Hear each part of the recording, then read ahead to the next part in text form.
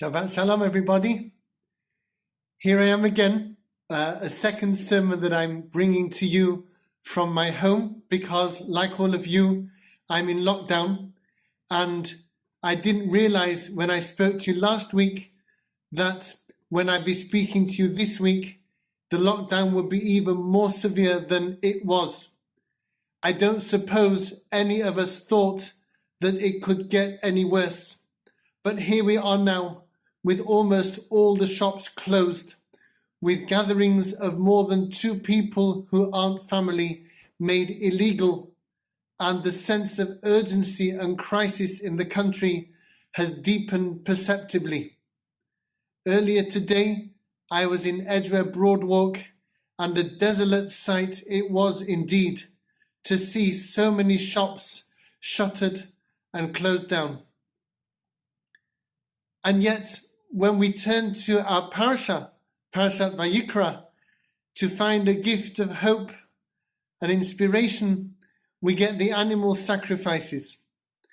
It seems at first glance to be something that is so far removed from what we are living through as to be completely irrelevant.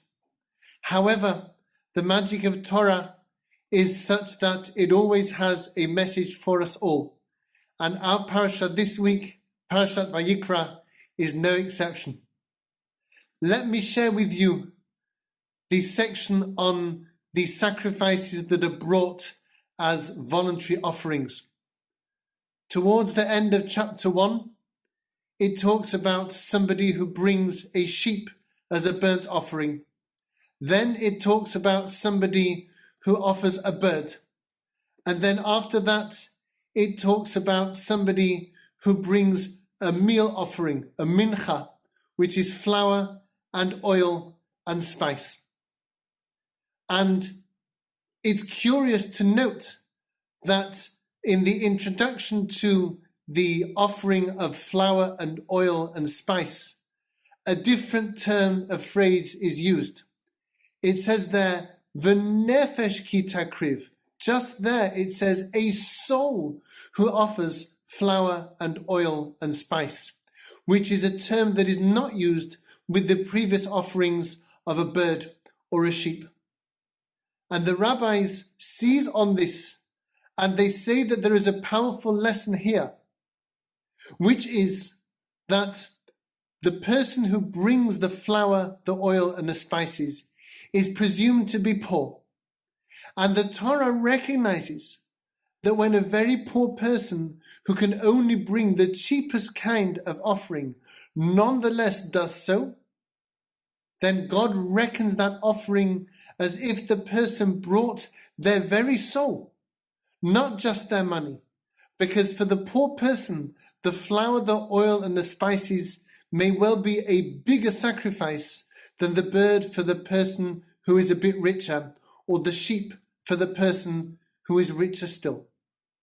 And this teaches us a most important lesson, which is that ultimately, when it boils down to the bare bones of the matter, God doesn't care how much we do, how much we offer. What he really looks for is our heart. If we really push ourselves all out to devote ourselves to God, and our heart is in the right place with all that we do, then the fact that our offering may look a little bit less important is actually irrelevant altogether. Rahmana libabai, the Almighty wants our hearts. And herein we can find an insight for our current lockdown situation. Yes, indeed, we are all forced to remain in our homes. Yes, indeed, it's not a very glamorous thing to do. On the other hand, the fact that we're all indoors means that we are participating in the most tremendous mitzvah of all, a global spiritual undertaking to preserve life. We have to do it whether we like it or not. But as we learn from this week's parasha, if we all do our little bit with our own heart, offering our freedom and our convenience to God in order to preserve his most precious creation on earth, that of human life, then every second of lockdown, every moment that we refrain from going outside becomes a moment of the highest and most supreme holiness. We can do this grudgingly, or we can do it with all our hearts. And if we do it with all our hearts as an offering to God, then every moment is precious and beautiful in His eyes. So as we enter yet another week of lockdown, of self-sacrifice, of perhaps boredom or irritation or walls that seem to be closing in on us, let's remember that we can transform every moment into the highest spirituality.